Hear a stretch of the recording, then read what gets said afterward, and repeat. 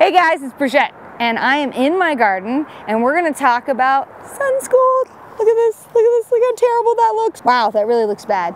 If you have that on your peppers, there's an easy way to manage it, and I'll get into all of that, but before I do, make sure you hit the like and subscribe button so you're notified anytime we put out a video.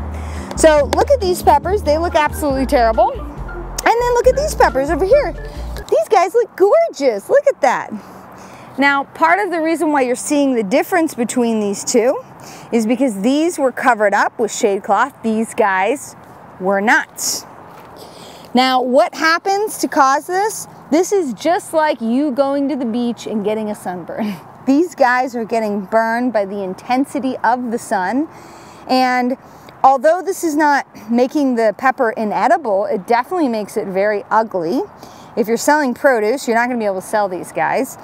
And the other thing is it's creating a lesion on the pepper, which will then become a hot spot for insects to get inside your peppers. Fig beetles love to use Sunscold areas, look at that, to then get in there and eat the pepper. It's really just not a good look. One way in which you can manage Sunscold on peppers, tomatoes, really anything that gets Sunscold is just to use a 40% shade cloth. Very easy fix. You put that over the peppers when it's the hottest time of the year, and that will actually prevent the peppers from getting Sunscold and then being targets for other insects. You can actually see here that this guy got Sunscold and yucky. So it got Sunscold and then it just starts to rot. So you lose your crop, and that's really sad. These were a gorgeous looking pepper, now they're worthless. So because the Sunscold has softened the skin, it allows for insects, bacteria, mold, all kinds of things to get in there and cause further damage and ruin the pepper.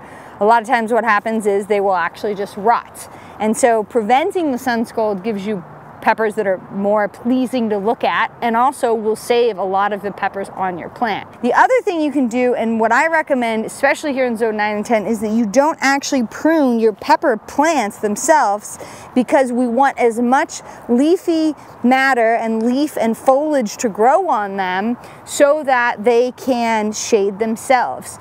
I see videos all the time on Instagram and YouTube and all over of people showing you how you can trim your pepper plants. There are ways in which you can trim them that is beneficial, but if you're trimming them and getting rid of too much of the leaves that are actually shading the peppers in zone 9 and 10, because our climate is so hot, that's going to cause more Sunscold. If a pepper is just sitting out here in the sun and has no leaves to shade it, it's more likely to get burnt. The same exact idea goes behind tomatoes. If you have tomatoes in the garden and you trim them too much, they're more likely to get Sunscold and then rot and become not usable. I really want to reiterate that if you're outside of zone 9 and 10 or an area that doesn't have as intense sun, this may not be as prevalent for you. But for us, for commercial growers in zone 9 and 10, they almost always use shade cloth over their peppers, because otherwise they can't get them to market, because they'll get Sunscold, they'll rot, they'll no longer be usable. Okay, so I'm going to show you how actually you can put up shade cloth over your crops, because that's a common question that we get. And if you were to take shade cloth, especially a heavier weighted shade cloth, and throw them over your precious peppers, I would snap off a bunch of peppers, and that would make me very sad. These particular peppers get very, very heavy because they're so loaded, and so it's very easy for them to snap. So this is literally just some wire fencing, I think it's 9 gauge wire fencing that we cut and then we use as hoops. You can really use anything. I like using this because it's really inexpensive. So what I'm gonna do is just put it around my pepper so that I can prevent it from the shade cloth from actually, excuse me, thank you, from actually laying on the pepper plants. Now, if you were doing a whole row, what's really great is you can just put up more than one hoop and it can go over it like this. And that's just enough to keep it up off the plant. Again, if I were to lay this directly on the plant, I'd likely have breakage I would lose peppers, that would be quite the bummer.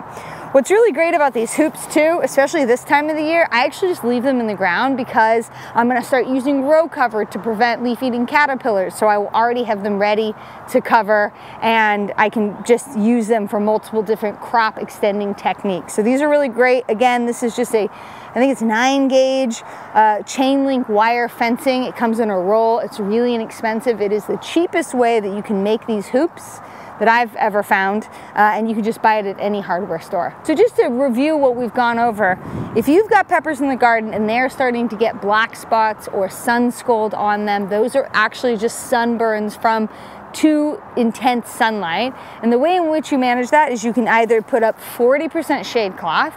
You really don't want to go over 50% because the plant does need sunlight to photosynthesize and grow, but you can reduce the intensity of that UV light by using a 40 or a 50% shade cloth.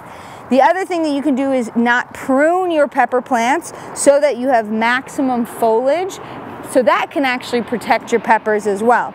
Keep in mind there are varietal differences. Some pepper plants are going to get really bushy. These guys are not going to get super bushy. So even though I have not pruned them this year, there still is not enough leaf coverage to prevent them from getting sun scald. So even though I haven't pruned them, I'm still gonna have to use shade cloth. So that's really important to remember. And peppers in general, if you are having trouble starting the seeds, we've got tons of videos on them. They're a really great crop to grow in the garden, and if you start them from seed, there's hundreds and thousands of varieties that are available to you that you can grow in your garden. They like to grow during the warmest part of the year, and they really want to grow in a garden with good soil. And these guys here, I need to weed. Again, don't judge me. But weeding around the plants is really going to help them not have to compete for water and nutrients.